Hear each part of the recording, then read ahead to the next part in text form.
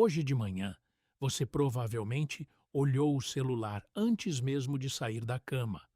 Uma mensagem sem resposta. Dois riscos azuis que nunca viraram uma resposta. Um silêncio que você já sentiu antes, mas nunca soube explicar direito por que doía tanto. Você provavelmente já disse a si mesmo que era bobagem, que era só um API, só uma pessoa, só um vínculo que nem tinha tempo de existir de verdade. Mas o seu corpo discordou de você. E aqui está o que ninguém te contou. Quando pesquisadores da UCLA colocaram pessoas dentro de um aparelho de ressonância magnética e simularam uma rejeição social simples, um jogo virtual em que os outros jogadores paravam de passar a bola para elas, o cérebro reagiu exatamente como reage à dor física, as mesmas regiões, o mesmo alarme. A neurocientista Naomi Eisenberger publicou esse achado na revista Science em 2003, e o nome que ela deu para isso ficou marcado: dor social. Seu cérebro não tem um sistema separado para dor de ser excluído e dor de queimar a mão. Ele usa o mesmo circuito. E isso não é uma falha de design, é uma herança de 300 mil anos. Para entender isso, é preciso voltar. Não alguns anos, não algumas gerações. É preciso voltar para um tempo em que não existiam mensagens de texto, nem aplicativos, nem a possibilidade de estar sozinho por escolha. Por praticamente toda a história da nossa espécie, um ser humano isolado do grupo não sobrevivia sozinho por muito tempo. Sem a proteção da tribo contra predadores, sem acesso à comida compartilhada, sem calor coletivo nas noites frias, a exclusão social não era um desconforto emocional. Era, literalmente, uma sentença de morte lenta. Por isso, ao longo de gerações e gerações, os humanos que sobreviveram não foram os mais fortes fisicamente. Foram os que tinham um sistema de alarme mais sensível para detectar quando estavam perdendo o vínculo com o grupo.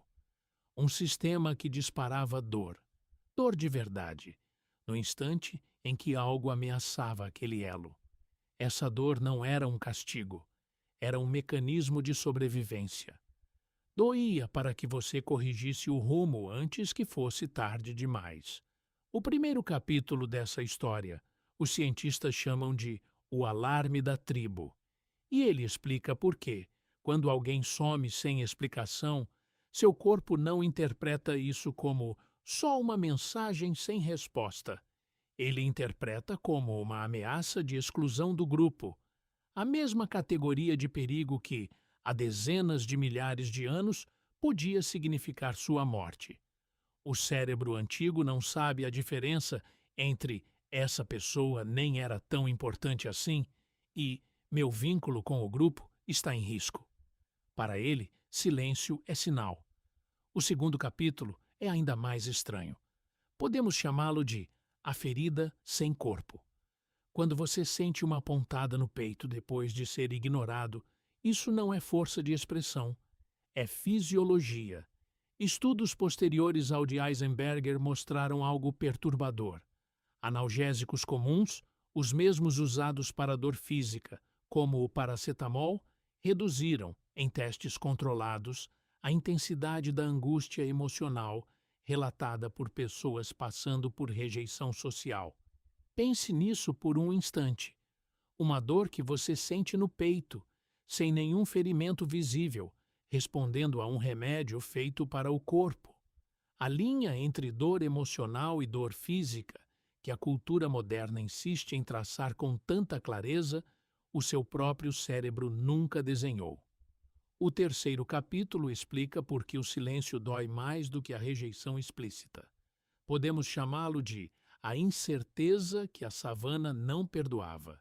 Um não claro, por mais doloroso que seja, ainda é uma informação. O cérebro pode processá-la, ajustar-se, seguir em frente. Mas o silêncio, o desaparecimento sem explicação, não oferece informação nenhuma. E, para um sistema nervoso evoluído, Num ambiente onde ambiguidade podia significar perigo escondido, a falta de resposta não é neutra. Ela é preenchida automaticamente pela mente com os piores cenários possíveis. Não porque você é ansioso demais, mas porque, na história da nossa espécie, ignorar um sinal ambíguo de ameaça era um luxo que ninguém podia se dar. E chegamos ao quarto capítulo, talvez o mais silencioso de todos: a tribo que nunca existiu. Porque aqui está o problema real do nosso tempo. O seu cérebro ainda opera com as regras de uma tribo de 150 pessoas, onde cada vínculo era construído ao longo de meses, à luz de fogueiras, através de caça compartilhada e histórias contadas em voz alta. Hoje, um vínculo pode nascer em 3 dias de mensagens e desaparecer em um segundo, sem nenhuma cerimônia, sem nenhum ritual de despedida. O corpo reage à perda como se fosse a perda de um membro real da tribo. Mas a mente moderna, racional, tenta te convencer de que não é para tanto. Essa é a fratura em que você vive. Um sistema de alarme antigo, calibrado para vínculos profundos e raros, tentando dar conta de vínculos modernos, rápidos e descartáveis.